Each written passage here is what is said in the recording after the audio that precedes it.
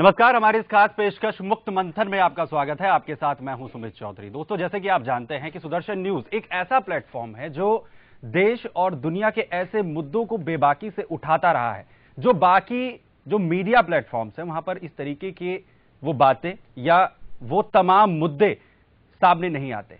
Sudarshan news का खास कार्यक्रम बिंदास बोल, जिसके जरिए तमाम लोग सुदर्शन न्यूज से न सिर्फ जुड़े हैं बल्कि उन्होंने अपनी राय लोगों के सामने तक पहुंचाई है।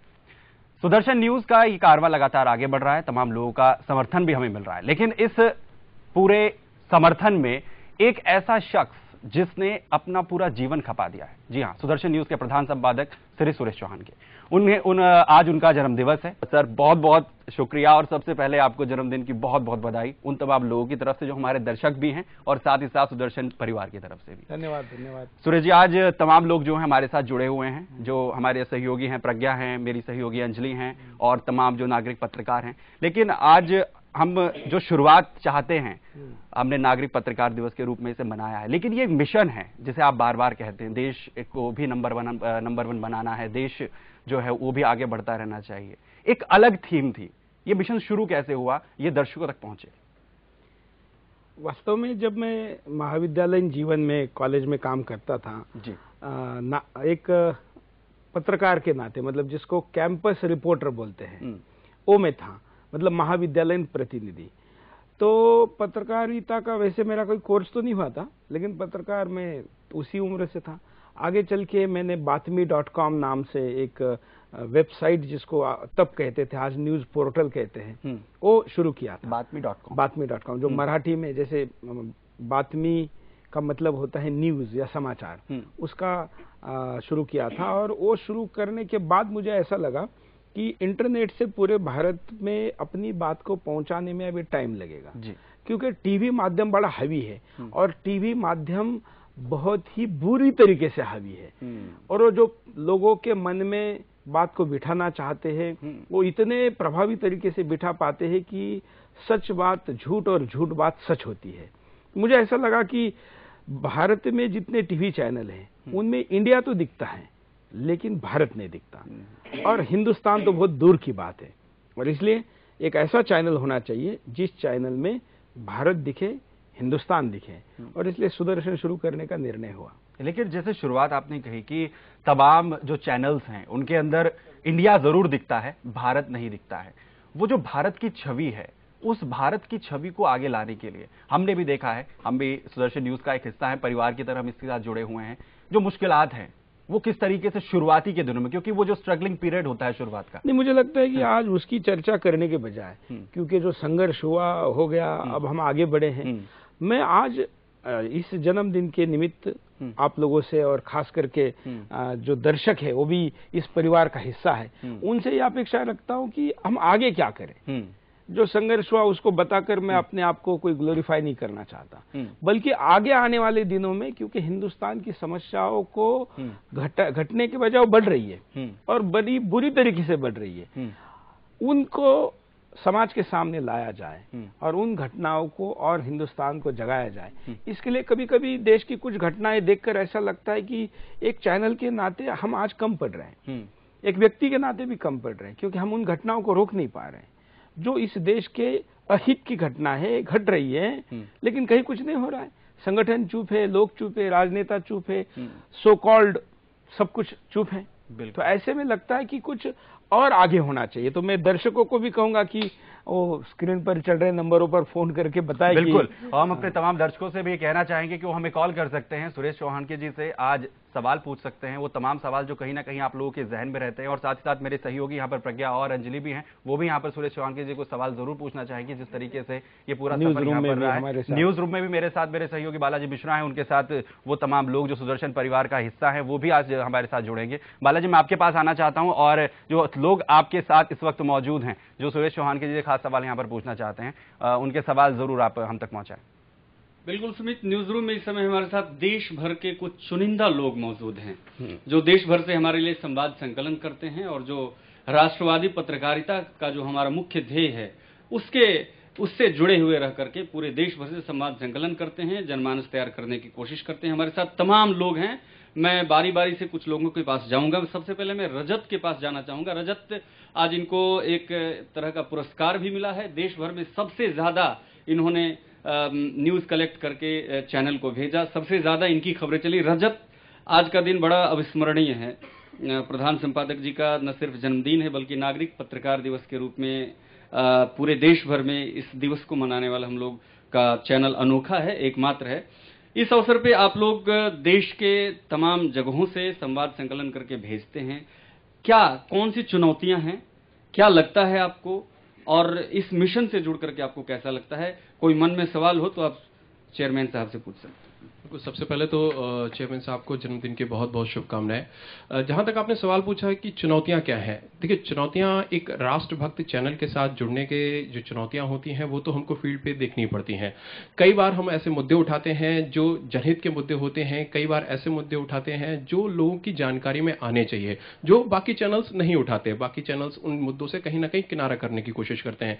तो ऐसे मुद्दे जब हम उठाते हैं और हम उसके बाद जब फील्ड पे निकलते हैं तो कहीं ना कहीं हमारे ऊपर कुछ कटाक्ष आते हैं, कहीं ना कहीं हमारे ऊपर कुछ तंज कसे जाते हैं। लेकिन उन सारे तंज के बीच में राष्ट्र के प्रति हमारी क्या जिम्मेदारी है, एक देश के प्रति हमारी क्या जिम्मेदारी है, एक संगठन के प्रति हमारी क्या जिम्मेदारी है, उनको ध्यान में रखते हुए जब हम काम करते हैं, जब उसके बाद हमारी खबरें निकलती हैं, उन खबरों का प्रभाव हमको फील्ड पे दिखाई देता है तो दिल को बड़ा सुकून मिलता है, तसल्ली मिलती है कि हाँ, हमने कुछ देश के लिए क्या, अपने लिए तो करते हैं, साथ में साथ देश के लिए हम कुछ कर पा रहे हैं, देश को हम कुछ अपनी तरफ से दे पा रहे हैं। तन समर्पित, मन समर्पित और ये जीवन समर्पित, चाहता हूं देश की धरती तुझे कुछ और भी दूं।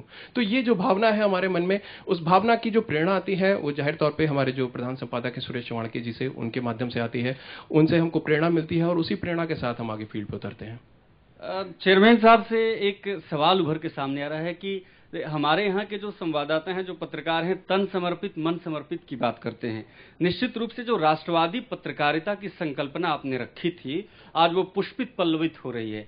इसे आप और आगे कहाँ देखना चाहते हैं? इसका अंतिम अंजाम क्या होगा? इसे किस रूप में आप आगे की ओर भविष्य में देखना चाहेंगे? राष्ट्रवादी पत्रकारिता जिसकी कोई बात करने को तैयार नहीं था, आज वो एक मूर्त रूप ले चुका है, देश भर में इसकी चर्चा हो रही है। आगे की संकल्पना क्या है? देखिए, मैंने तो पहले कहा था कि ये पहला चैनल है जो बंद होने के लिए शुरू किया गया है। मैंने कहा कि देश में सारे चैनल ऐसे जो कहते हैं कि हम एक नंबर है, हम 38 हफ्तों से एक नंबर है, कोई कहता है कि हम पिछले शनिवार को रात को 9 से 10 एक नंबर थे, कोई कहता है कि हम इलेक्शन के रिजल्ट के दिन एक नंबर थे, कोई कहता है कि हम फलाने विषय में एक नंबर है। हर चैनल अपने आप को नंबर 1 बनाने में लगा हुआ है, तो हम इस दौड़ में नहीं है। हमने कहा कि हमें केवल चैनल नहीं, देश नंबर 1 बनाना है। इसलिए मैं आगे के लिए ये देखता हूं कि क्या हमारा देश नंबर 1 बना है। हो सकता है कल टीआरपी में जिस गति से हम आगे बढ़ रहे हैं, चैनल की टीआरपी 1 नंबर हो जाए, बैलेंस शीट में प्रॉफिट आ जाए और इसको बाकी लोग 1 नंबर मानेंगे। लेकिन देश की समस्याओं पर अगर सुदर्शन ने कोई असर नहीं छोड़ा तो मैं सुदर्शन को 1 नंबर नहीं मानूंगा। नहीं, हमारा लक्ष्य है, हमारा लक्ष्य है हिंदुस्तान को 1 नंबर बनाना, और इसलिए वो जब तक प्राप्त नहीं होता हमें उस रास्ते पर चलना है। और हम केवल टकराव और बाकी चैनल से हम अलग है ऐसा दिखाकर नहीं चलना चाहते। हमें दिखाना चाहते हैं कि राष्ट्रवाद के मार्ग पे चल के आपको प्रतिष्ठा भी मिलेगी, पैसा भी मिलेगा, यश भी मिलेगा, हो सकता है कि विरोध भी मिले, जान तक का खतरा हो, लेकिन इसका मार्ग देश हित में प्रशस्त होने से व्यक्तिगत जीवन में आपका भी फायदा है और समाज का भी फायदा है। इसलिए उस लक्ष्य तक जाना है जहां पर भारत 1 नंबर बनेगा। बिल्कुल, और इस पर हम लगातार आगे बढ़ भी रहे हैं। जिस तरीके से सुरेश चौहान जी और सुदर्शन परिवार के तमाम सदस्य पूरी निष्ठा के साथ इसमें लगे हुए हैं। एक दर्शक है हमारे साथ जो यहाँ पर चेयरमैन साहब से सवाल पूछना चाहते हैं। जी नमस्कार, अपना नाम बताइए। हाँ जी जी, क्या पूछना चाहते हैं? हाँ नमस्ते जी। और पहले तो सुरेश जी को शत वंदन उनके जन्मदिन पे। जी धन्यवाद, बोलिए। हाँ, अच्छा, भारत के लिए सेवा करते रहे, हिंदुस्तान के लिए सेवा करते रहे, इसके लिए खूब खूब 100 साल जियो, ये अभिनंदन है सर। सुखा में बोल रहा अहमदाबाद से। धन्यवाद धन्यवाद। मैं ये चाहता हूं कि आप मुझे शुभकामना देने के बजाय सहयोग दें। हम जो काम करें इस काम में आप भी जुड़ जाए। ऐसा नहीं है कि हम टीवी के स्क्रीन में इस पार केवल कार्यक्रम करते जाए, सालों साल ऐसा ही चलता रहा है, हम चिल्लाए बोले जो भी कार्यक्रम करना करें, आप उस तरफ बैठे और केवल देखते रह जाए। इस कड़ी को हम तोड़ नहीं सकते क्या? आप कहेंगे कि ऐसा दुनिया में तो कहीं और हुआ नहीं, भारत में हुआ नहीं, इस तरीके की बात किसी टीवी चैनल ने भी नहीं कही। आप क्यों एक किसी फ्रेम में फंसे हुए हैं? मैं कहता हूं कि हम स्क्रीन के इस पार और आप उस पार नहीं, हम दोनों मिलके इस देश में तो एक साथ हैं, ये तो सत्य है। तो हम क्यों नहीं, मैं स्क्रीन से आपको हाथ आगे मिला रहा हूं, बल्कि दोनों हाथ मिला रहा हूं कि आप आइए, गले लगिए, हम सब मिलके हिंदुस्तान के लिए कुछ काम करें। क्या करें, इसका अभी स्पष्ट मेरे दिमाग में नहीं है, लेकिन पिछले कुछ दिनों में देश में घट रही घटनाओं के आधार पर मुझे ऐसा लग रहा है कि एक टीवी चैनल से आगे बढ़कर कुछ करना चाहिए। वो क्या हो सकता है, इस दिशा में भी मैं दर्शकों से भी चाहूंगा कि वो सलाह दें। बिल्कुल, और जो तमाम दर्शक हमारे साथ जुड़ रहे हैं वो अपनी सलाह भी दे सकते हैं, और साथ ही साथ यहाँ पर सुरेश चौहान के जी सवाल भी कर सकते हैं, जिस तरीके के सवाल यहाँ पर हैं। सवाल मैं भी इस वक्त करना चाहती हूँ सर। एक अनुभव की बात यहाँ पर लगातार चल रही है, हम देश की बात कर रहे हैं, लेकिन मैं आपसे आपका अनुभव जानने की कोशिश करूंगी। जिस तरीके से बहुत सारे साल आपने लगाए हैं और ये मुकाम दिया है चैनल को, हम सब बहुत छोटे लोग हैं जो काम कर रहे हैं, मिलकर मुहिम एक चला रहे हैं और देश के लिए कुछ करने की कोशिश कर रहे हैं, लेकिन आपके बहुत सारे साल गए हैं, एक बेहतरीन मुकाम आपने दिया है और लगातार कोशिश ये रहती है कि देश के लिए कुछ ऐसे कदम उठाए जाएं जिनसे देश को तरक्की मिले या फिर एक अलग छवि हमारे देश की बने। कैसा अनुभव आपका रहा इन तमाम सालों में, और इस वक्त जिस मुकाम पर आप हैं उस वक्त आप कैसा महसूस करते हैं? नहीं, इस मुकाम पर बुरे यादों को याद नहीं करना चाहिए। मैं वो रोना रोने वाले लोगों में से नहीं हूं कि ये बड़ा बुरा हुआ, ये हुआ। मैं कहता हूं जो होना तो हो गया, जो बहुत बुरा भी हुआ उसने मुझे अच्छा बनने के लिए मदद की, इसलिए मैं उन अनुभवों को नहीं बांटना चाहता, मैं अच्छे अनुभवों को बांटना चाहता हूं। जब मैं ये चैनल शुरू कर रहा था तो जिस प्रकार की कंसेप्ट मैंने रखी, लोगों ने कहा कि ऐसा नहीं हो सकता, ऐसा चैनल चल ही नहीं सकता, कौन देखेगा इसको। और जब आज ये टॉप 10 में है और इतने लोग मिलते हैं सड़क पर, बाजार में या एयरपोर्ट पे या कहीं पर भी जाते हैं, तो जिस भाव से मिलते हैं, अब लगता है कि नहीं, हम जिस भाव से लेकर चले थे ये बात अब हिंदुस्तान समझ रहा है। तो लोगों को लगा था कि इस मुहिम के साथ कोई नहीं आएगा, लेकिन मेरा ये मानना है, आज भी मानना है, और सारे दर्शकों को भी मेरी सलाह है कि आप पहला कदम आप डालिए। पहले कदम के प्रतीक्षा में, मतलब कोई आपको साथ देगा फिर आप पहला कदम आगे करेंगे, इस प्रतीक्षा में दुनिया की बड़ी बड़ी मुहिमें शुरू नहीं हो पाई। और दुनिया की छोटी छोटी मुहिम जिन्होंने पहला कदम खुद डाला, वो दुनिया की बड़ी सी बड़ी मुहिम आगे चलकर बनी है। इसलिए हमने कदम पहला डाल दिया। मुझे पता था कि कोई पहले कदम पे साथ नहीं आएगा, कोई 20 पे, कोई 50 पे, कोई 50% जब पास हो गया तो उन्होंने कहा कि नहीं, अब तो लगता है कि अंजाम तक पहुंचेंगे, आप जुड़ना चाहिए। कुछ ने कहा कि नहीं, चलो 50 तो कोई भी पास कर लेता है, थोड़ा और आगे आने जाते। तो 75% पे आ गए। लोगों को लगता है कि हाँ, आप तो जाना चाहिए। और मुझे पता है कि जब हम 100 पर पहुंचेंगे ना, तो वही लोग हमारे स्वागत के लिए वहां पर तैयार रहेंगे और हमसे असहमत थे ऐसा नहीं कहेंगे।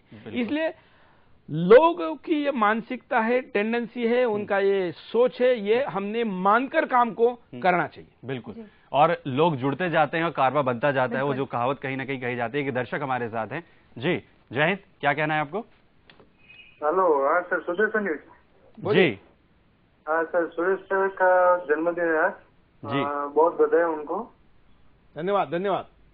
और मैं एक चीज पूछना चाहता था कि जैसे सुरेश भाई के सपने हैं, ठीक है, वैसे कुछ राजीव दीक्षित जी के भी सपने थे, शायद आपने सुना होगा, आपने प्रोग्राम पे दिखाया था। नहीं, मैंने तो केवल सुना नहीं है, राजू भाई मेरे घर पे भी आए हैं। और मैं आपके लिए और दर्शकों के लिए एक बात बताता हूँ, मैं 11वीं कक्षा में था, उस दिन मैंने राजीव भाई को सुना। उस दिन से मैंने कोल्ड ड्रिंक पीना बंद किया, खुद ने भी बंद किया, मेरे घर में भी कोई नहीं पीता है, और मेरे कम से कम 1000 मित्र होंगे जिनका कोल्ड ड्रिंक मैंने बंद किया है। राजीव भाई के स्वदेशी के विचारों का प्रभाव ही है कि मैं बाकी एंकरों जैसा सूट पहन के नहीं बैठता, मैं भारतीय कुर्ता पहन के कार्यक्रम करता हूं। और राजीव जी के विचारों की, उनकी भाषणों की कैसेट दिखाए क्या और हम बोले क्या, उन्हीं के विचार, उन जैसे लोगों के विचार हम बोलते हैं। बिल्कुल। प्रज्ञा यहाँ पर मेरे साथ हैं। प्रज्ञा, आपको सवाल पूछना चाहते हैं? जी बिल्कुल, जैसा कि सर ने अभी बताया हम लोगों को कि किस तरह से उन्होंने इतने सालों से देश की कई मुद्दों को उठाया है, और बिंदास बोल में वो ऐसे ऐसे मुद्दों को उठाते हैं जिसको और चैनल टच भी नहीं करते हैं, दिखाते भी नहीं है। क्यों? कहीं ना कहीं उनको डर रहता है कि उन पर कोई सवालिया निशान ना उठ जाए, उनको कहीं कोई खतरा ना हो। लेकिन सर ऐसे निडर हैं कि इतने सालों से इन सभी मुद्दों पे बोलते आ रहे हैं। जैसे अभी उन्होंने पीके पर मुहिम चलाया था और उसका असर भी व्यापक तौर पे देखने को मिला था। सर मैं एक सवाल तो नहीं करूंगी आपको, एक सर सुझाव है मेरा छोटा सा कि हमारे देश के जो सैनिक हैं उनके घरों की आज स्थिति क्या है। आपने एक बार चर्चा भी की थी मुझसे। हम कार्यक्रम लाने वाले हैं। जी सर, जी सर। चलो शहीदों के घर नाम से हम कार्यक्रम लाने वाले हैं। तो जानना चाह रही थी कि वो कार्यक्रम सर किस तरह का होगा, ताकि हमारे दर्शक भी जान सकें कि इस तरह का कार्यक्रम। आपको बता दूं दर्शकों की अभी तक मैंने तो किसी भी चैनल में नहीं देखा है, इस तरह का कॉन्सेप्ट अभी तक नहीं आया है। लेकिन हमारे चेयरमैन सर के पास ऐसा एक कॉन्सेप्ट है, ऐसे कई कॉन्सेप्ट है, उनको लाना भी है। लेकिन मैं दर्शकों के सामने खुली बात भी करना चाहता हूं कि हमारी बजट की समस्या है। देश के ऐसे कई चैनल है जिनके पास एक्सेस बजट है, उनके पास विदेशों से पैसा आता है, ऐसे अज्ञात स्रोतों से भी आता है। मैं उनका कोई ज्यादा जिक्र नहीं करना चाहूंगा, लेकिन हमारे पास बजट नहीं है। भारत में सुदर्शन में आज आप जो देख रहे हैं और जिस पे आप इतना खुश है, ये केवल हमारे सपनों का 5% है। 95% सुदर्शन का वास्तव रूप, सुदर्शन का मतलब हिंदुस्तान का वास्तव रूप आपके सामने अभी लाना बाकी है। ये तो शुरुआत है।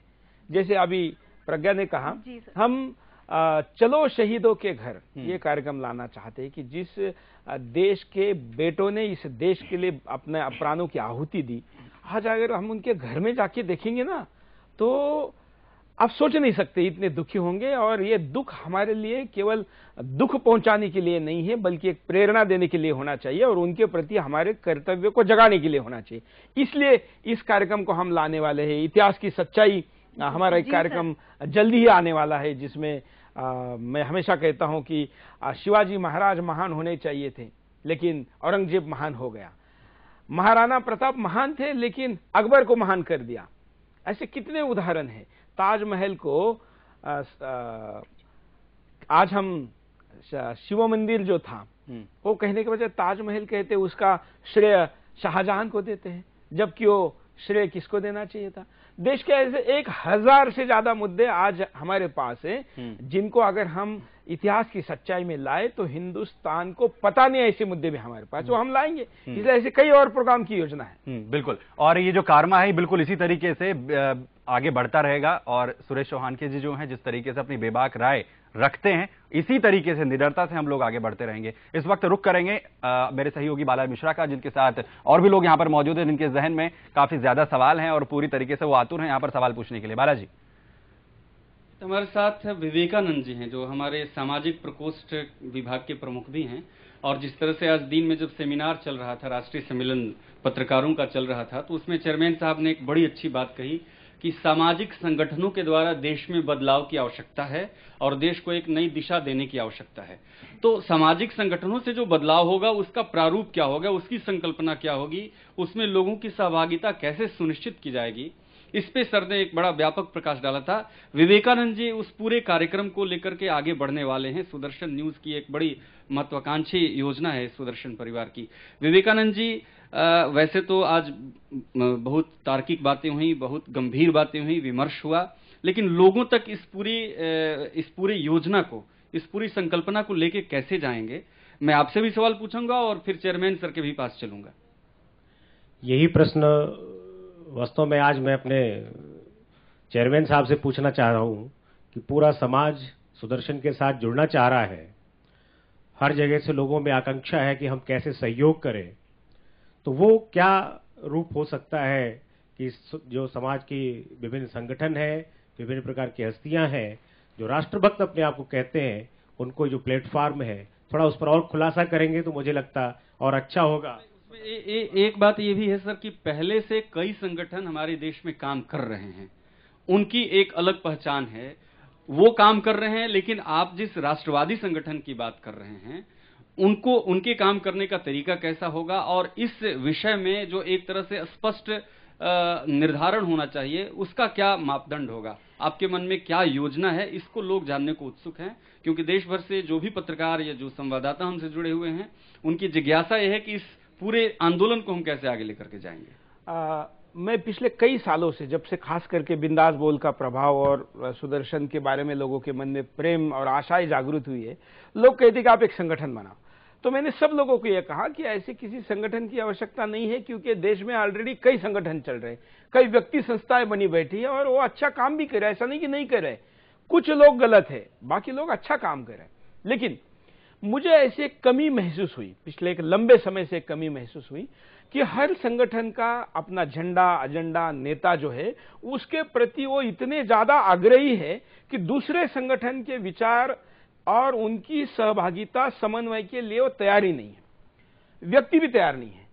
किसी भी संस्था का नाम लीजिए, वो दूसरे के साथ उतनी फैमिलियर नहीं है, उनका एक दूसरे का सेकंड होता नहीं है। वो दोनों एक साथ मिलकर कुछ करने की दिशा में देश में आज माहौल नहीं है। ये दुखद लेकिन वास्तव है।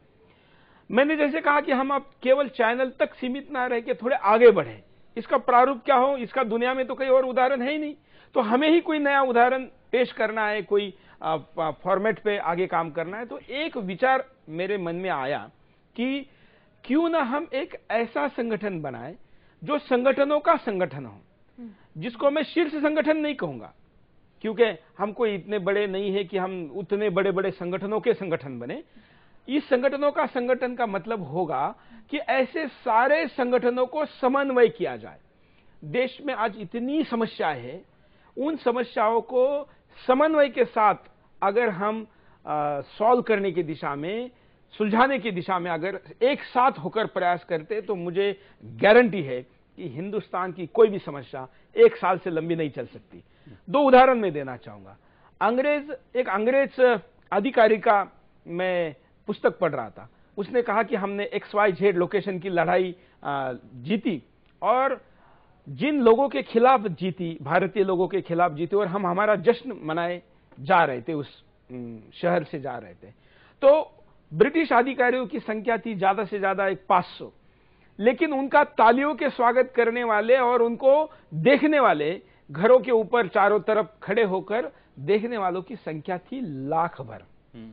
उस अधिकारी ने कहा है कि ये कैसा देश है, हम 500 लोग इनके ही डिवाइड एंड रूल पॉलिसी पे उपयोग में लाकर हमने इनको पराजित किया और हम हमारे विजय जुलूस निकाल रहे हैं। वहां पर खड़े सारे लोग अगर केवल थूक भी देते ना, या एक एक पत्थर भी हमको मार देते, तो हम 500 लोग वहीं पर ढेर हो जाते। लेकिन इन लोगों ने हमारा विरोध करने के बजाय हमारा शासन स्वीकार किया, एक प्रकार हमारी गुलामी स्वीकार की। ये जो भारत में हमारी एक मानसिकता बनी है, जिसमें हम अपने आप को हीन भावना से देखने लगे हैं, ये भावना दूर करने के लिए सब लोग एक तक नहीं होंगे, तब तक काम नहीं होगा। एक और उदाहरण मैं आपको देना चाहूंगा जी। समन्वय क्यों जरूरी है?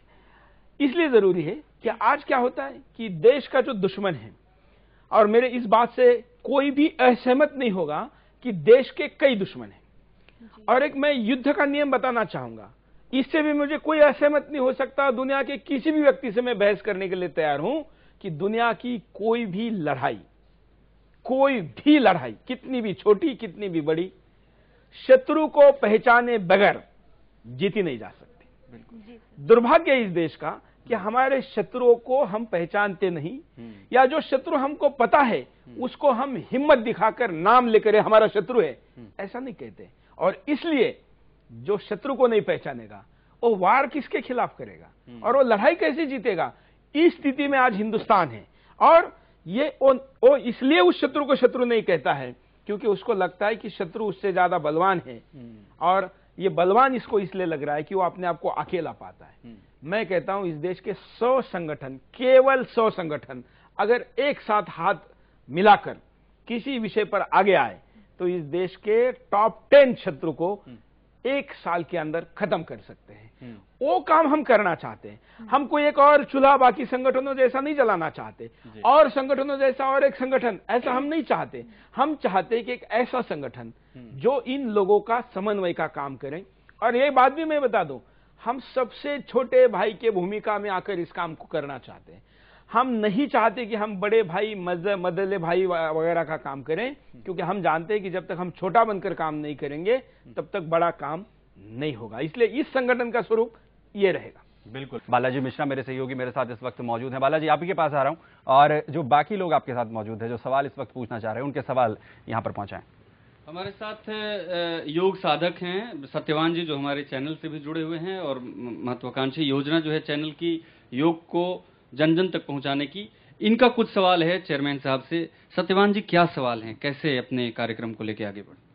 सर्वप्रथम तो मैं आदरणीय हमारे चेयरमैन साहब को जन्मदिन की शुभकामनाएं देता हूं और मेरा यही प्रश्न है चेयरमैन सर से कि किस प्रकार से हम आगे का जो एक अपना मिशन है उसको पूरे भारत को, राष्ट्र को हम स्वच्छता के लिए और किस प्रकार से हम उसमें आगे बढ़ सकते हैं और किस प्रकार से एक शक्तिशाली परम वैभवशाली हम राष्ट्र बना सकते हैं, उसके लिए आपका किस प्रकार से हम सबको मार्गदर्शन रहे वो थोड़ा सा आप मार्गदर्शन करेंगे, यही मेरा निवेदन है चैनल साहब से।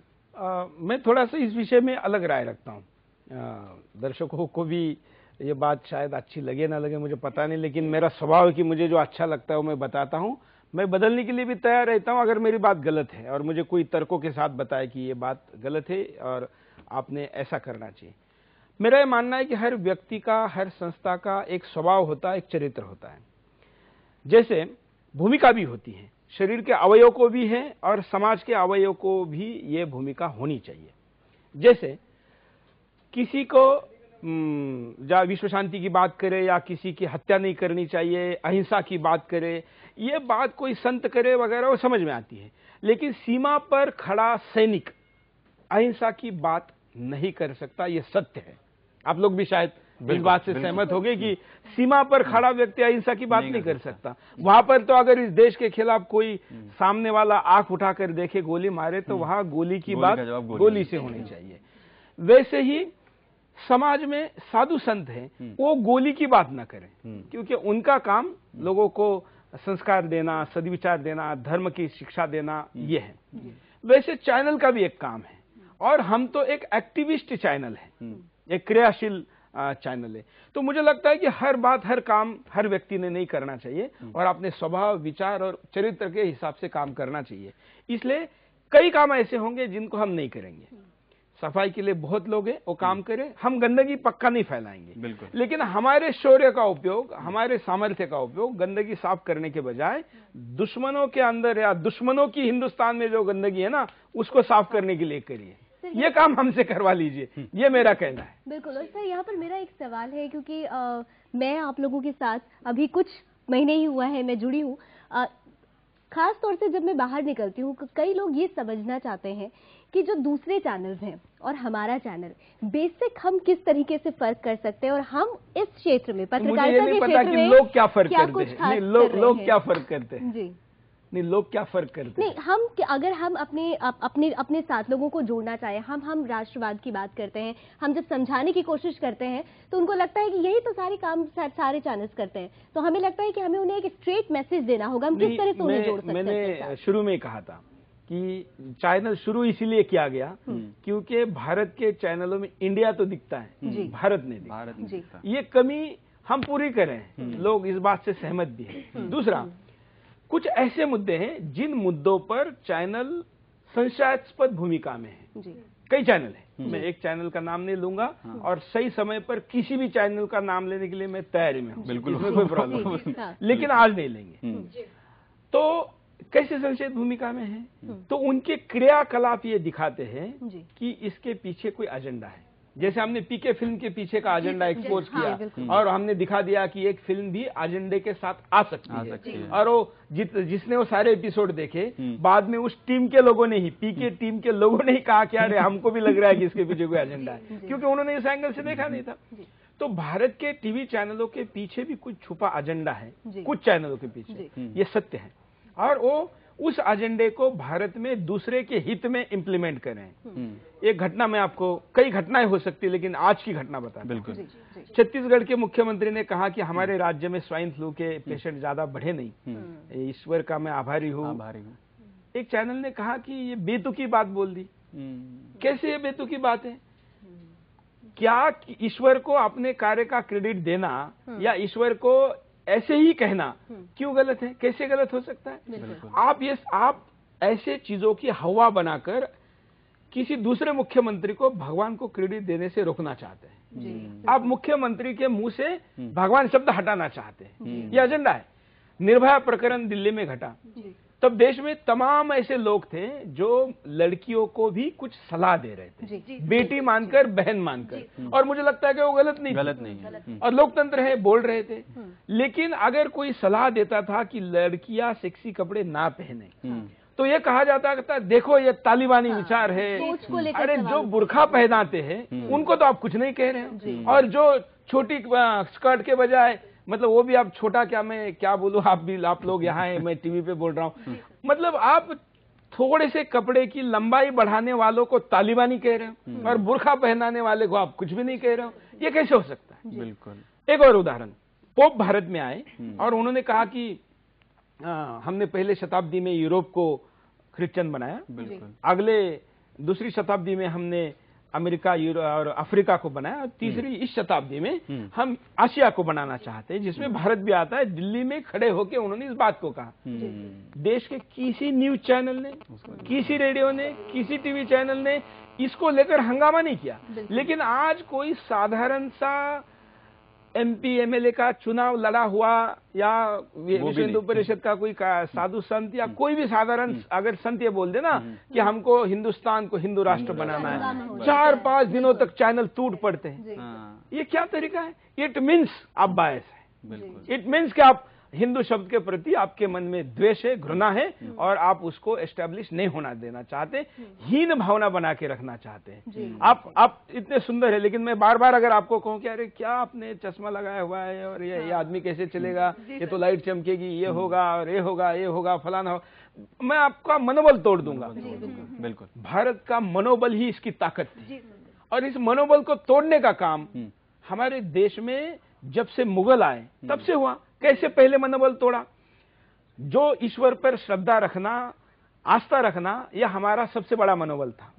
हमारे ऊपर बड़ा से बड़ा संकट आ जाए, सर्वस्व अगर नष्ट हो जाए, तो भी इस देश का आदमी अपने छोटे से झोपड़ी में छोटे से भगवान की मूर्ति के सामने जाके बैठता और हाथ जोड़ता है कि भगवान इस समस्या से मुझे दूर करो। उसका आत्मविश्वास बढ़ता है। तो औरंगजेब ने इस देश के लाखों लोगों को मारा, फिर भी उस लोगों ने कहा कि नहीं, भगवान है, बचा लेगा। इस देश पे भी आज कितना बड़ा क्रूर हमला क्यों ना हो, हम कहते हैं कि भगवान है, बचा लेगा। तो वो ये कहना चाहते हैं, मूर्ति को तोड़ के, मंदिरों को तोड़ के आपको कहना चाहते हैं कि जिस भगवान की आशा पे तुम जीवित हो, देखो हम तो हमारे तलवार से उसको तोड़ रहे हैं। तो आपको श्रद्धा को, आस्था को तोड़कर आपको पंगु बनाना चाहते हैं। तो ये पंगु बनाने का जो षड्यंत्र है हिंदुस्तान में, इस षड्यंत्र को तोड़ना होगा। और इसलिए हम इस विषय को बेबाकी से लोगों के सामने लेके जा रहे हैं, और किसी भी कीमत पर आगे भी लेके जाएंगे। बिल्कुल। सूरज जी, माफ कीजिए आपको रोक रहा हूं, लेकिन और जो लोग मौजूद हैं यहाँ पर बालाजी के साथ, वो भी पूरी तरीके से उतावले हैं आपसे सवाल पूछने के लिए। बालाजी, जो और लोग आपके साथ हैं, वो क्या सवाल पूछना चाहते हैं? बेसब्री से इंतजार कर रहे हैं अपनी बारी का। हमारे साथ पुणे से नारायण फट हैं, जो आज पत्रकार सम्मेलन में भी इन्होंने हिस्सा लिया, और इनके मन में सुबह से ही कई कौतूहल थे। मैं उनके पास पहुंच रहा हूं। क्या सवाल है आपके मन में? आप क्या सवाल पूछना चाहते हैं? हाँ, पहले तो मैं मेरे गुरुवर्य सूरज जी को जन्मदिन के अवसर पर हार्दिक बधाइयाँ देता हूँ। मेरा यह सवाल है कि ये आपने सुदर्शन टीवी चैनल चालू करके एक देशभक्ति की ज्योत जलाई है, और अभी जो आप एक सामाजिक संगठन चालू करने जा रहे हैं, वो देशभक्ति के साथ साथ बहुत से देश में सामाजिक प्रश्न समस्या है, वो लेके काम करेंगे, या उसके लिए रास्ते पे एक आंदोलन करेंगे क्या? बहुत से सामाजिक प्रश्न समस्या देश में उभर रहे हैं, तो वो थोड़ा सा डिटेल में बताएंगे।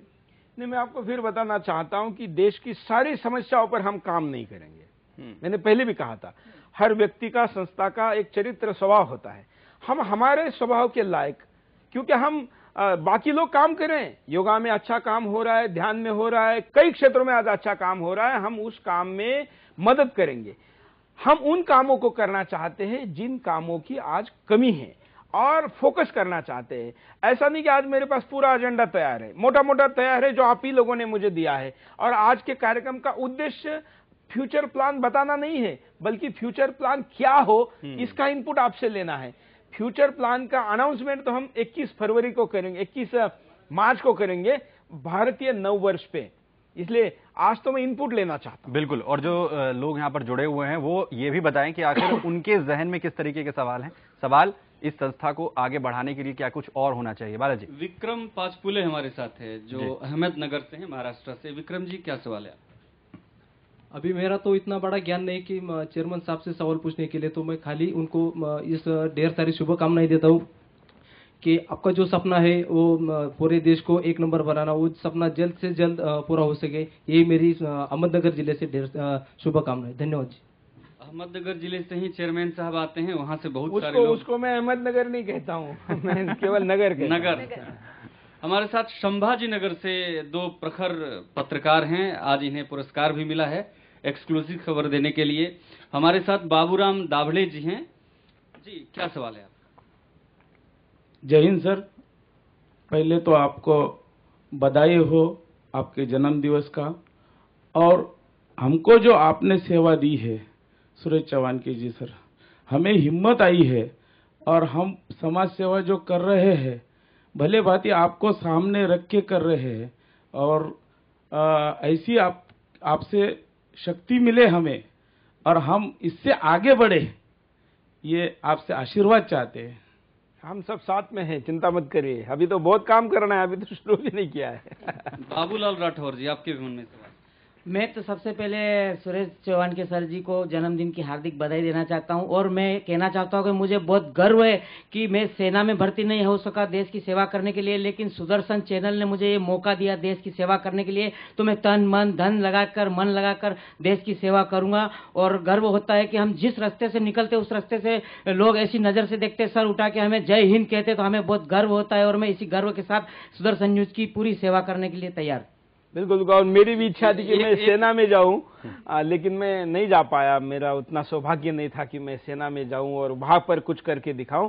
तो वो सैनिक वाला जो भाव है ना मेरे मन में, वो मेरे बिंदास बोल से दिखता है, और फिर वो मैं उसको अंजाम देता हूं। और मुझे लगता है कि ऐसी कमी दूसरे चैनलों में है, तो मैं क्यों ना उसको पूरा करूं। मीठी बात करने वाले बहुत लोग हैं, मीठी बातों पे तालियां भी ज्यादा मिलती होगी, गिफ्ट भी ज्यादा मिलते होंगे, मित्र भी ज्यादा बनते होंगे, लेकिन उन शत्रुओं का क्या जो इस देश के खिलाफ आग उगालते। इसलिए तीखी बात करता हूं, कोई बात नहीं, जीवन में तीखी बात। सर, एक और भी मैं बात करना चाहता हूं। लोगों से बराबर ये फीडबैक मिलता है, अगर कभी हम सार्वजनिक रूप से कोई अभिवादन करते हैं अपने फोन पे और जय हिंद सर बोलते हैं, तो अक्सर लोगों के मन में होता है कि आप आर्मी से हैं क्या, आप सेना से हैं क्या। और आपने भी कई बार कहा है कि अगर मैं पत्रकार नहीं होता तो मैं किसी सेना का प्रमुख होता या मैं कोई अपनी सेना खोलता।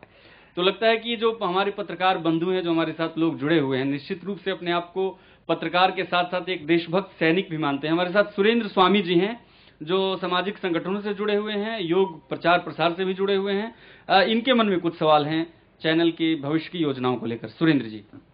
मैं सर्वप्रथम चौहान साहब को उनके जन्मदिन पर हार्दिक बधाई देता हूं। मैं अन्यथा आंदोलनों से जुड़ा रहा, ये मानते हैं कि 7 लाख से अधिक लोगों ने अपनी शहादत देकर इस देश का निर्माण किया, लेकिन कहीं ना कहीं देखा जाता है उनके परिवारों को अभी भी वो स्थिति है कि उनके फोटो तो लगते हैं लेकिन उनकी परिवारों की स्थिति बहुत दयनीय है।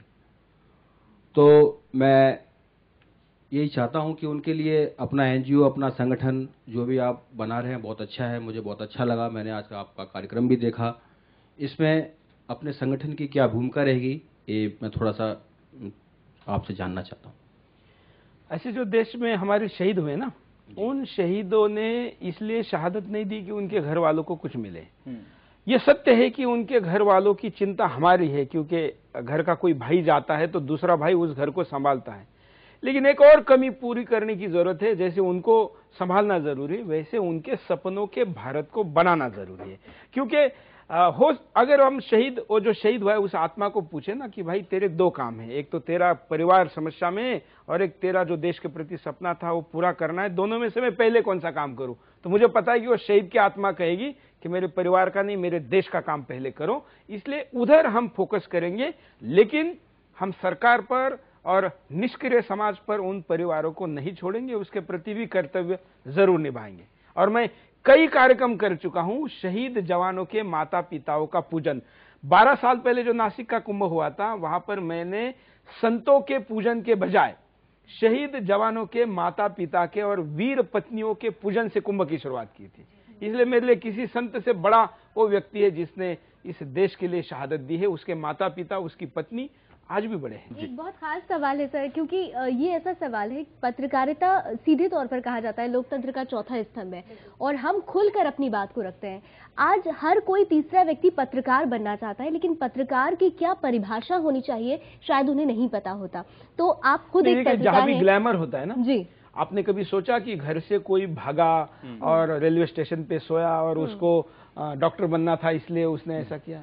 शायद ऐसा नहीं होता। लेकिन लोग घर से भाग जाते हैं, मुंबई के मेट्रो स्टेशन पर सोते हैं, कुछ भी करने के लिए तैयार होते हैं। वो ग्लैमर फील्ड है, क्योंकि एक आकर्षण का है। मीडिया का भी वैसा है कि थोड़ा सा कोर्स करो, थोड़ा ये कर जाओ, और अब तो थोड़ा आसान भी हो गया ना कि अगर आपकी पहुंच है, किसी से लिंक है, तो आप चैनल में जल्दी ऊपर पहुंच जाते हैं। ये जो आकर्षण है वो अपने आप को चमकाना चाहते हैं, उनको हिंदुस्तान का चेहरा नहीं चमकाना है। इसलिए मैं ये कहता हूं कि उनकी भी अपेक्षा पूरी हो और उनके हाथ से हिंदुस्तान का भी चेहरा चमकाया जाए, ऐसा काम हम करें। बिल्कुल। बालाजी जो है हमारे साथ बने हुए हैं। बालाजी, हाँ, एक दो सवाल मैं संक्षेप में लेता हूँ। सुनील पवार पुणे से हमारे साथ हैं। सुनील जी, संक्षेप में सवाल लीजिए। सर, सबसे पहले आपको ढेर सारी शुभकामनाएं। मैं आपसे ये पूछना चाहता हूँ सर, आप बिंदास बोल के माध्यम से जो सवाल उठाते हैं, तो डर नाम का जो शब्द है वो आपको कभी डराता है? ये सवाल हमें भी पूछना सवाल है। मुझे बहुत लोग पूछते हैं, लेकिन वो लोग नहीं पूछते जो मुझे पहले से जानते हैं। क्योंकि देखिए, मेरा ये मानना है, मुझे वैसे धमकी देने की कोशिश कोई नहीं करता, क्योंकि मेरा कार्यक्रम का स्वरूप देख के शायद नहीं देते, पता नहीं, मुझे तो डायरेक्ट नहीं मिलती, लेकिन चैनल के कंट्रोल रूम में और जो नंबर स्क्रीन पे चलते उन लोगों को तो बहुत धमकियां आती है। मुझे ऐसा लगता है कि आखिर आपके जीवन में जीवित रहना कितना महत्वपूर्ण है। मुझे नहीं लगता कि आप कितने जिए ये महत्वपूर्ण है, कैसे जिए ये ज्यादा महत्वपूर्ण है। मेरे पास इतना बड़ा प्लेटफॉर्म होते हुए, इतना चैनल होते हुए, अगर मैं केवल मरने के डर से और कोई मुझे अटैक करेगा, कोई सरकार मेरे पे कार्रवाई करेगी, कोई राजनेता मेरे पे नाराज होगा, इस डर से मैं अगर इसका उपयोग नहीं करूं, तो मुझे नेताजी सुभाष चंद्र बोस याद आते हैं, जिनको भारतीय लोगों के सामने अपनी बात रखने के लिए कहीं रंगून या कहीं दूसरे देशों के रेडियो पे जाना पड़ता था और वहां से हिंदुस्तानियों को भाषण देते थे। कितना उनको कष्ट होता होगा, वो कितनी सीमित उनकी बात पहुंचती होगी। और आज हमारे पास चैनल है और हम डर के मारे बोल नहीं रहे। और इसके ऊपर मेरा ये मानना है, मैं ईश्वर पर 100% विश्वास करने वाला व्यक्ति हूं कि समय से पहले आपको कोई भी मार नहीं सकता, और अगर आप मरने वाले हैं तो आपको कोई बचा नहीं सकता। देश के प्रधानमंत्री के पास भी पूरी फौज थी और सिक्योरिटी थी, फिर भी लोग मरे हैं। और जिसके पास कुछ भी नहीं होता है वो भी मेरे एक उदाहरण मैं फास्ट में देना चाहूंगा। मोरारजी देसाई के पीएमओ में काम करने वाले एक व्यक्ति की पिछले दिनों मौत हुई। उस खबर की मैं बड़ी विशेष बात आपको बताता हूं कि उन दिनों में एक हवाई जहाज का एक्सीडेंट हुआ था दिल्ली एयरपोर्ट पे, दिल्ली या भारत के किसी एयरपोर्ट पे, और उसमें सब लोग मर गए थे, एक ही व्यक्ति बचा था। उस व्यक्ति की मौत पिछले साल दिल्ली में सड़क से चलते हुए जो मेन होल चेंबर होता है ना, जो ड्रेनेज लाइन जाती है, उसके ऊपर जो ढक्कन होता है उस पे उसने पैर रखा और वो नीचे चला गया और मर गया। जो व्यक्ति हवाई जहाज से गिरा लेकिन मरा नहीं, वो व्यक्ति राह में पैदल चलते चलते छोटे से गड्ढे में। तो इसलिए मरने से डरने की बात नहीं है। दूसरा, जो डर गया वो वैसे भी मर गया, और इसलिए वो बात नहीं है। और तीसरा, सबसे महत्वपूर्ण, जब आप मरने के डर के आगे जाके बात करते हैं ना, तो दुश्मन सोचता है, आपको सोचने की जरूरत नहीं है। जब हम ओबीसी के खिलाफ कार्यक्रम कर रहे थे और जितने देशद्रोही लोग उसके पीछे है, आसपास है, और जितनी गंदी भाषा में हमारे फेसबुक पर, टेलीफोन पर धमकियां आ रही थी, या हम जब कुछ ऐसे लोगों के खिलाफ कार्यक्रम करते जिनके अंडरवर्ल्ड के साथ लिंक है, या कभी ऐसे लोगों के खिलाफ कार्यक्रम करते हैं जिनकी पहुंच बहुत बड़ी है, या कभी तो हम सत्ता में बैठे प्रधानमंत्री, राष्ट्रपति, उपराष्ट्रपति का भी पिछले दिनों हमने कार्यक्रम किया, तो लोग कहते हैं कि क्यों डर क्यों नहीं लगता। मैं कहता हूं कि राष्ट्र को आंखों के सामने रखता हूं, तो मैं डर अपने आप खत्म हो जाता है और लगता है कि भले मर जाऊं लेकिन इसके लिए आवाज उठाऊं।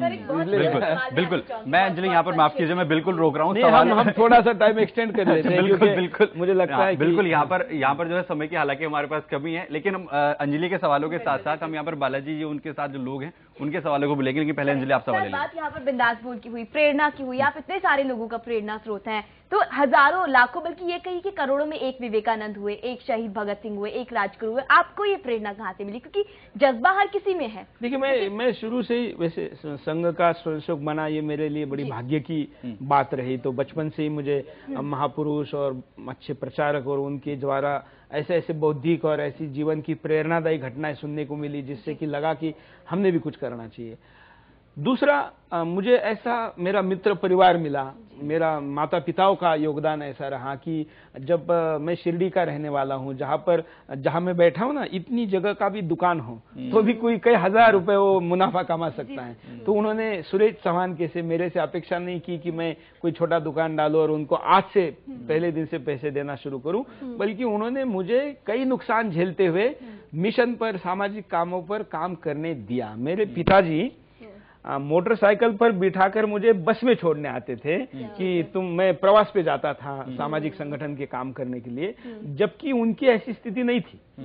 मतलब उनको मेरे से पैसे की उम्मीद थी, मैं ग्रेजुएट हो गया और मुझे नेचुरली घर में कमा के देना चाहिए था, लेकिन वो छोड़ के मैं सामाजिक कामों में जाता था, वो मुझे छोड़ने आते थे। तो ये मेरे लिए, मेरे जीवन में ऐसे लोगों का सहयोग, सहभागिता, मैं कहूंगा कि ईश्वर ने ही ऐसे घर में जन्म दिया जहां पर अपॉर्चुनिटी मिले और उसको हम पूरा करें। और मुझे ऐसा लगता है, जो अंजलि ने बात पूछी, क्योंकि मैं जानता हूं अंजलि भी एक अच्छे सुसंस्कारित स्कूल से पढ़ी हुई है, तो यही सबसे बड़ी कमी है हिंदुस्तान में। मैं जो सामाजिक संगठन, मतलब हम जो सामाजिक संगठन शुरू करने जा रहे हैं, उसमें मैंने लिखा है कि सुसंस्कार, सुप्रचार, सबसे पहले सुप्रचार, क्योंकि दुष्प्रचार से संस्कार बिगड़ते, इसलिए सुप्रचार, संस्कार, उससे सामर्थ्य और उसके बाद स्वाभिमान, ये कड़ी रखी है कि हम सुप्रचार करेंगे जिससे हम संस्कारित करेंगे। सुसंस्कारित व्यक्ति सामर्थ्यशाली होता है और सामर्थ्य व्यक्ति में स्वाभिमान लाता है, और स्वाभिमानी व्यक्ति अपने देश पे प्रेम करता है और उसके लिए कुछ भी करने के लिए तैयार होता है। इसलिए स्वाभिमान निर्माण हिंदुस्तान का ये हमारा मिशन है। बिल्कुल, और इस मिशन पर हम जो है आगे बढ़ते भी रहेंगे। बालाजी आपके पास आ रहा हूं, जो प्रश्न बचे हैं, जो लोग पूछना चाह रहे हैं, उनके सवाल पहुंचाएं। लोग ज्यादा हैं, समय कम है, फिर भी मैं प्रयास करता हूं। मेरे साथ बढ़ाते समय कोई बात नहीं, क्योंकि मन की बात है ये, और हम वैसे भी कमर्शियल लॉस लेने में हमेशा माहिर होते हैं। देश का एकमात्र चैनल है जो सबसे ज्यादा अपने कमर्शियल को ड्रॉप करता है, इसलिए हम ड्रॉप करते, विषय कंटिन्यू करते, क्योंकि मुझे भी अभी मन से और कुछ कहना है, और मुझे लगता है कि जो लोग फोन पर कंटिन्यू रिडायल का बटन दबा रहे होंगे ना, उनकी भी अपेक्षा पूरी नहीं हुई होगी, तो हम बात को आगे बढ़ाएं। तो पहले राजेंद्र भौर की मन की बात जानते हैं। कोपड़ गांव से हैं राजेंद्र जी, क्या है आपके मन की बात? जय हिंद सर। आज के दिन आप युवा पीढ़ी के लिए क्या संदेश देने वाले हैं? नहीं, युवा क्या, सारे पीढ़ियों को संदेश है, सबके लिए संदेश की जरूरत है, लेकिन युवाओं के लिए विशेष संदेश है। युवा से आप क्या दुनिया में जहां भी क्रांति हुई है ना, वो क्रांति बूढ़ों ने नहीं की, वो क्रांति वैचारिक लोगों ने नहीं की। वैचारिक लोगों ने भले ही साहित्य उसके लिए लिखा हो, लेकिन क्रांति उन्होंने की है जिन्होंने विचार कम किया और काम ज्यादा किया, और ये उम्र होती है। और हम भी ये कहते हैं कि जो युवा होता है, वो युवा वैसे ही थोड़ा रिबेल्स मानसिकता का होता है, प्रस्तापितों के खिलाफ लड़ने की उसकी इच्छा होती है, और जो चैलेंजेस है उसको स्वीकारने की इच्छा होती है। लेकिन हमारे देश का दुर्भाग्य है कि हमारे देश का युवा देश के सामने चैलेंजेस है ये जानता भी नहीं है। उसको, वो तो इतना बिजी है कि गर्लफ्रेंड के साथ उसको चैट करना है, उसको रात में अगर घर छोटा है और भाई आस पड़ोस में सोते हैं, माँ बाप है, तो फिर वो रजाई खींच के मोबाइल उसके अंदर से उसको चैटिंग करनी है, या फिर गर्लफ्रेंड के साथ घूमने जाना है, और तमाम ऐसे विषय में क्या बोलूं, आप सब लोग जानते हैं। उसके सपनों में हिंदुस्तान नहीं है। ऐसा नहीं कि मैं 100% लोगों की बात कर रहा हूं, लेकिन मोटा मोटा जो युवा हिंदुस्तान है दुर्भाग्य से उसके मन में अपने प्रति संभावना, सपने हैं, लेकिन देश के प्रति नहीं है। मेरा एक ही मानना है, और इस कार्यक्रम से हम ये करने वाले हैं कि आपका पहला प्यार हिंदुस्तान होना चाहिए। इस अभियान का जो मूल मकसद है, क्योंकि युवा मन है ना, वो प्रेम में जल्दी फंसता है और वो फंसना भी चाहिए, लेकिन उसका पहला प्यार जो है ना वो हिंदुस्तान होना, क्योंकि पहला प्यार बहुत गहरा होता है। तो वो गहराई जो है ना वो किसी लड़की के बारे में होती है, फिर वो कभी बेईमानी कर जाए या कभी बेईमानी भले ना करे, परिस्थिति वैसी बन जाए, या हम ये कहे कि समय की जो स्थिति उसको देखते उसका दिल टूट जाता है और वो प्रेम भी नहीं कर पाता और उद्वस्त हो जाता है। अगर ये बात देश के प्रति वो करे और उस देश से पहला प्यार करे, तो देश से तो कभी उसकी निराशा होने वाली नहीं है, मन टूटने वाला नहीं है। देश का प्रधानमंत्री भी गलती करेगा तो वो कहेगा नहीं नहीं, ये तो व्यक्ति की गलती है, मेरे देश की इसमें क्या गलती है। इसलिए पहला प्यार इस देश के युवाओं का हिंदुस्तान होना चाहिए, और वो भी प्यार की उम्र के पहले टीनेजर्स में होना चाहिए। आज उल्टा है, आज के टीनेजर्स लफड़े कर रहे हैं। मैं कह रहा हूं कि आज के टीनेजर्स से भी पहले हिंदुस्तान से प्रेम करना सिखाना चाहिए। कितना दुर्भाग्य है हमारे देश में, मतलब मैं तो 12वीं कक्षा तक रोज हमारे स्कूल में राष्ट्रगान होता था, राष्ट्रगीत होता था। आज पहली कक्षा में भी नहीं है, नर्सरी में भी नहीं है, और स्कूलों से राष्ट्रगान गायब भी हो गया है। 15 अगस्त 26 जनवरी को छुट्टी नहीं देते हैं। ऐसे में मुझे बताइए कि उस बच्चे के सामने देश आएगा कहाँ? उसके पुस्तकों से शिवाजी गायब है, उसके पुस्तकों से महाराणा प्रताप गायब है, अकबर का महिमा मंडन है। क्या वो अकबर बनाएगा? क्या आप उसको अकबर बनाना चाहते हैं? जिस अकबर में इस देश में घरों में क्या शुरू किया था? दीन इलाही जो धर्म वगैरह अलग से शुरू किए गए, मतलब उसने महिलाओं को रखने की हराम की जगह हरम चालू किए थे। तो वो अकबर महान था कह के कि आप आज के लोगों को घर में हराम शुरू करना चाहते हैं? क्या करना चाहते हैं? ये बात कोई बोलता ही नहीं। मुझे समझ में नहीं आता, अपने आप को हिंदुत्ववादी कहने वाले, राष्ट्रवादी कहने वाले लोग औरंगजेब रोड पर रहते हैं और अपने नाम विजिटिंग कार्ड में लिखते हैं कि औरंगजेब रोड फलाना। कैसे लिख सकते हैं? मैं तो नहीं लिखूंगा। मुझे वहां पर कितना भी बड़ा पद देके घर दिया जाए तो मैं कहूंगा पहले यहाँ का नाम बदल दो, फिर मैं यहाँ रहूंगा। हम औरंगजेब नाम के साथ जी कैसे सकते हैं? इतनी लाचारी, इतनी खुद के प्रति क्या भावना है, इसको बदलना है। और ये तभी बदला जाएगा जब मन में स्वाभिमान निर्माण होगा, ये मुझे लगता है। बिल्कुल। कॉलर से भी जरा कॉलर से भी जो तमाम दर्शक हमारे साथ जुड़े हुए हैं वो हमसे कॉल कर सकते हैं और यहाँ पर सुरेश जी से सवाल भी पूछ सकते हैं, जो उनके जहन में इन तमाम चीजों को लेकर सवाल हैं, जो सुझाव हैं, किस तरीके से इस मुहिम को और आगे बढ़ाया जाए। बालाजी और जो वहां पर लोग आपके साथ मौजूद हैं उनके सवाल और भी जो पूछना चाहिए। औरंगाबाद से कुंदन जाधव जी हमारे साथ। कुंदन जाधव जी, क्या सवाल है?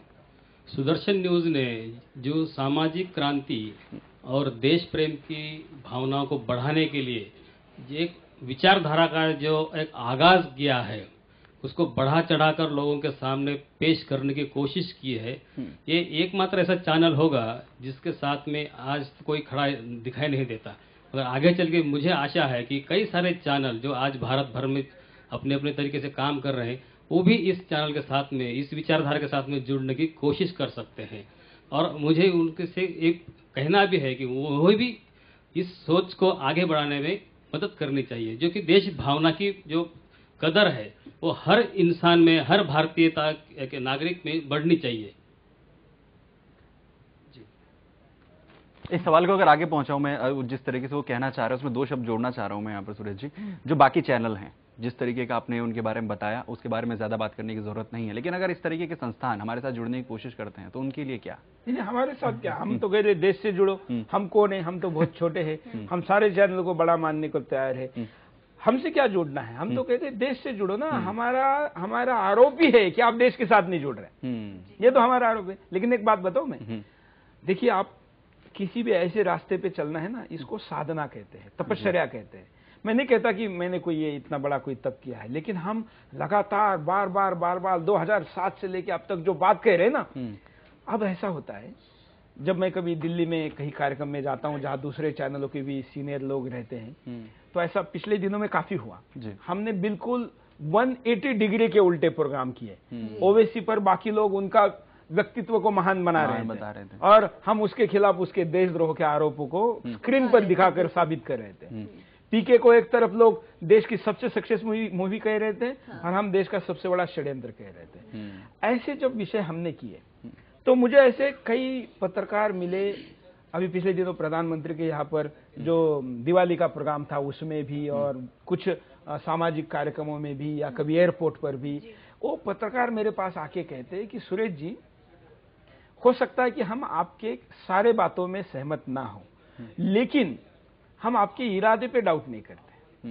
हो सकता है कि तरीके से हम ना आपसे सहमत हो, लेकिन हम आपके इरादे पे डाउट नहीं करते। हमें लगता है कि इरादा अच्छा है और कुछ मात्रा में आपका काम भी अच्छा है।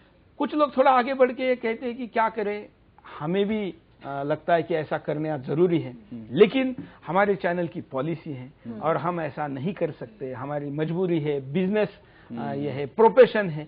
मैं कहता हूं कि ऐसा प्रोफेशन कैसे हो सकता है जो आपके देश के मिशन से अलग होता हो? कैसे हो सकता है?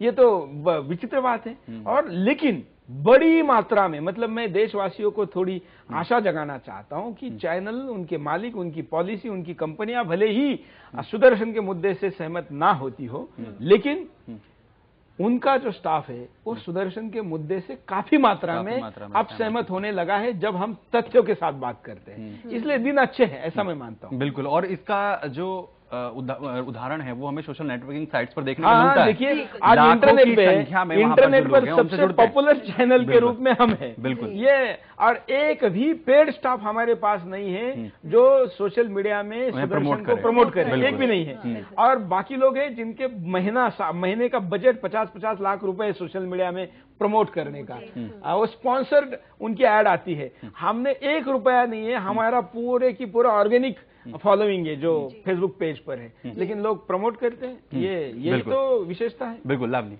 बिल्कुल। मेरा सवाल मैं जब जो भी समझ पा रही हूँ, जो समझ रही हूँ सर, हमारे देश में एक क्रांति की जरूरत है। युवा मन की हम बात कर रहे हैं, युवा मन बहुत चंचल होता है, वो क्रांति को दूसरे तरीके से लेके जाता है। अगर मैं आपसे बोलूं कि सरल शब्दों में आज वो युवा जो हमें देख रहे हैं उनको आप क्रांति के बारे में बताएं, किस तरीके से देश में जो आज चल रहा है। नहीं, मुझे क्या लगता है, क्रांति की तो जरूरत है, लेकिन उत्क्रांति बगैर क्रांति नहीं आती। लेकिन वो इसलिए क्रांति एक साथ बड़ा विस्फोट है और उत्क्रांति छोटी बारीक माइक्रो लेवल पर करने के काम है।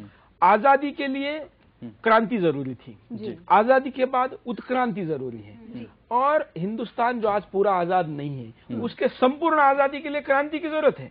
लेकिन क्रांति का मतलब आतंकवाद नहीं है। क्रांति का मतलब सुरेश चौहान के ने हाथ में शस्त्र लेकर देश का ये मुझे पसंद नहीं, इसको उड़ा दो, ये भाव नहीं है।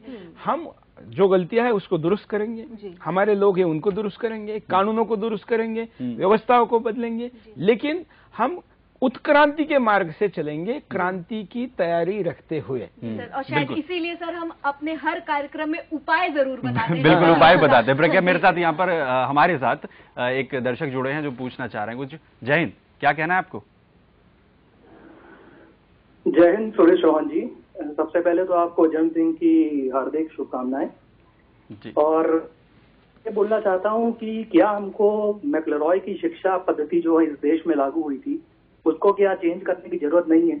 कि आज फिर से हमको वही सनातन पद्धति जो शिक्षा पद्धति थी उसको लागू करने की जरूरत नहीं है? क्योंकि सबसे पहले बच्चा ही इस देश का भविष्य होता है। अगर उसी को शुरुआत से गलत शिक्षा दी जाए, अगर उसी को शुरुआत से गलत पढ़ाया जाए तो आगे चल के क्या बनेगा वो? जैसे माटी का आपका लोंदा होता है तो माटी के लोंदे को जहां भी आप जो है डालेंगे वैसा ही वो घड़ा बनेगा। अगर घड़े को अच्छा बनाना है तो घड़ा अच्छा बन सकता है, नहीं तो वो जो है कूड़े में जाएगा। तो हम लोगों को बाबा रामदेव भी जैसे अपने गुरुकुल जो है शुरू कर रहे हैं, तो हमको भी उनको जो है बिल्कुल बहुत अच्छा काम करें जी, उनको भी प्रशंसा करके हम लोगों को या उनके काम को आगे नहीं बढ़ाना चाहिए? बिल्कुल बढ़ाना चाहिए। मैं तो कहता हूं कि बाबा हो, श्री हो और ये जो देश में कुछ लोग हैं वो इतना अच्छा काम करें, उस काम को बढ़ावा देना चाहिए। हम तो उतने काबिल भी नहीं कि ऐसा कोई गुरुकुल शुरू कर सके। हम तो उसको पूरी सदिच्छा देते हैं, जो सहयोग चाहिए वो देते हैं, और देश के राष्ट्रवादी विचारों के लोग जो भी करना चाहते हैं हम उनके साथ है। जो मैकालो की बात आपने कही है उस बात को आपने कहना ही ये दिखाता है कि समाज इसके परिवर्तन की मांग कर रहा है। ये बात लोगों के ध्यान में आई है कि ब्रिटिशों ने अपने नौकर चाकर बनाने की व्यवस्था इस शिक्षा पद्धति से लाई थी, अब हमें इस देश के मालिक बनाने हैं, तो ये व्यवस्था नहीं चलेगी और ये बदली जाएगी। और ये बदलने की दिशा में आज देश में जितने बड़े पैमाने पर काम हो रहा है ना, उसको थोड़ा सा पुशअप करने की जरूरत है, सरकारी मान्यता देने की जरूरत है। हर चीज संभव है और ये चीज सरकार स्कूलों से करेगी तब करेगी। मैं कहता हूं हम टीवी से तो कर सकते हैं, हम सोशल नेटवर्किंग से कर सकते हैं, हम अपने परिवार में होने वाले कार्यक्रमों से कर सकते हैं, हम अपने बच्चों से रोज के संवादों से कर सकते हैं। सरकार करेगी तब करेगी, सरकार की 10 मजबूरियां होगी या जो भी चीजें होगी करेगी, लेकिन हम पहले सरकार फिर हम, ऐसा नहीं, पहले हम।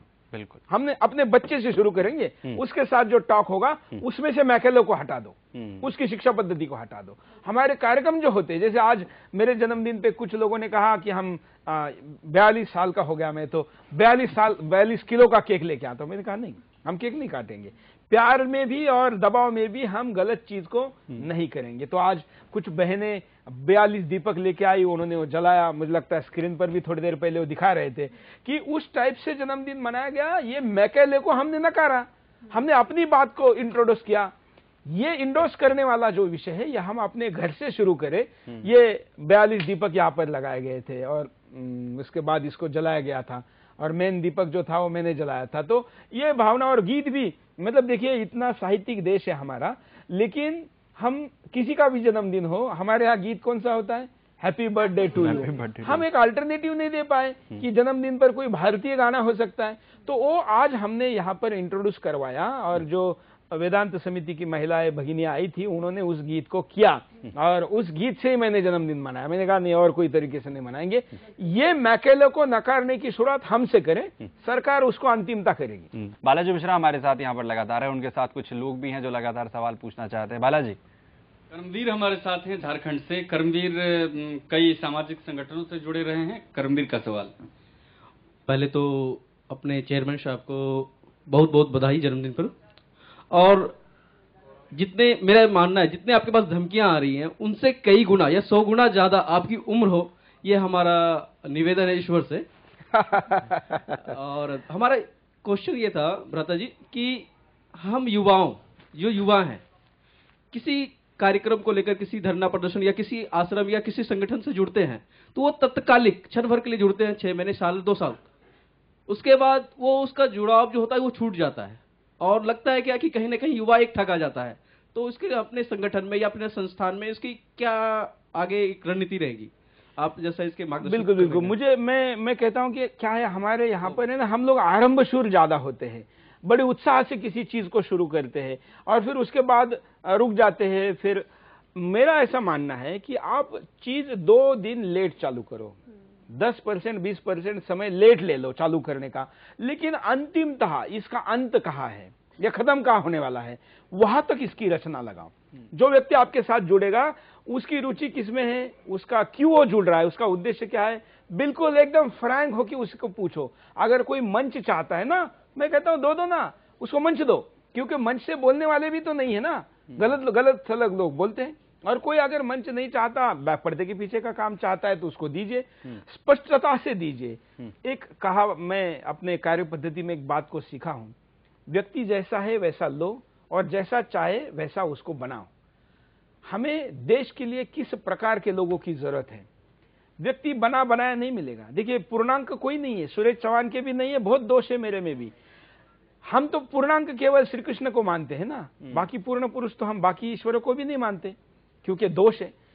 हम ये मानते हैं कि जिस भी अधूरेपन के साथ जो व्यक्ति जहां है उसको लो और उस कई अधूरे लोगों को लेके एक पूर्णांक बनाओ। ये करना ज्यादा संभव है, लेकिन उस व्यक्ति का भी पूर्णांक की तरफ प्रवास चालू रहना चाहिए, उसके लिए भी प्रयास करो। ये दोनों दिशा में अगर प्रयास हम करेंगे और फिर हम अगर कुछ करते हैं, तो मुझे लगता है कि ना निराशा संगठन से होगी ना व्यक्ति से होगी। बिल्कुल, और उसी जुझारूपन की जरूरत है। और साथ ही साथ लगातार सुदर्शन न्यूज, बिंदास बोल और साथ ही साथ सुरेश चौहान के जी इसी जज्बे के साथ आगे बढ़ते हैं और उम्मीद हम यही करते हैं कि हम इसी तरीके से आगे बढ़ते भी रहेंगे और सुरेश चौहान के जी का हमें सानिध्य जो है मिलता रहेगा। बहुत बहुत शुक्रिया तमाम लोगों का जो हमारे साथ यहाँ पर जुड़े। मैं दर्शकों को एक बात कहना चाहूंगा जी, कि ये बात एक शो तक नहीं थी जो आज अभी बात हमने की है जी, ये बात हमेशा के लिए है जो मैं आज कह रहा हूं। हमारे फेसबुक पेज पर, हमारे टीवी स्क्रीन पर चल रहे नंबरों पर, हमारे ईमेल आईडी पर, ट्विटर पर आप अपनी बात को हमको बताएं। आप हमें लेटर लिख के भी बताएं, ऐसा नहीं कि पत्र नहीं आते, अभी पत्र बहुत आने लगे हैं तो बड़ी अच्छी बातें लिखते हैं, तो वो सब बातें आप हम तक पहुंचाइए। ये कोई पहला कार्यक्रम जरूर हो सकता है इस प्रकार का, लेकिन अंतिम प्रोग्राम नहीं है। बल्कि मैं तो चाहूंगा कि जन्म दिवस पर ही हम मिले, ऐसा करने के बजाय हम इसकी कोई फ्रीक्वेंसी भी तय कर ले और हर बार हम बिंदास बोल या कोई शो करते किसी विषय को लेकर करते। एक कार्यक्रम ऐसा भी हो सकता है कि उसमें एक विषय नहीं है, आज जो है उस पर सवाल करें, बात करें, जो भी विषय पूछे हम उसके जवाब दे दें, ये भी हो सकता है। तो इस सिलसिले को आज शुरू किया है, जारी रखें। बिल्कुल, और आगे भी इस तरह की कोशिश होती रहेगी और जिसमें सुरेश जी को भी इसी तरीके से बुलाया जाएगा और आपसे बेबाक तरीके से हम भी सवाल करेंगे। ऐसे हम समयदान की अपील दोबारा करते हैं कि आप लोग देश के लिए समय देने की का संकल्प ले और हम उस आपके समय के एक एक क्षण का उपयोग देश के लिए करेंगे। बिल्कुल, और वो तमाम लोग जो हमारे साथ जुड़े, जिन्होंने सुरेश जी से सवाल भी यहाँ पर पूछे, और वो लोग जो हम तक नहीं पहुंच पाए, कहीं ना कहीं जो कंजेशन के कारण जो है बात नहीं हो पाती है, उन तमाम लोगों को भी हम यहाँ पर शुक्रिया कहना चाहेंगे। बालाजी आपका बहुत बहुत शुक्रिया, जो तमाम आप लोग के साथ लोग मौजूद हैं उनका भी बहुत बहुत शुक्रिया, और सुरेश जी आपका बहुत बहुत शुक्रिया, आप आए, वक्त दिया, हमारी खास गुजारिश हुई। इसके साथ हमारे इस खास कार्यक्रम में इतना ही। बाकी खबरों के लिए देखते रहिए सुदर्शन न्यूज। जय हिंद।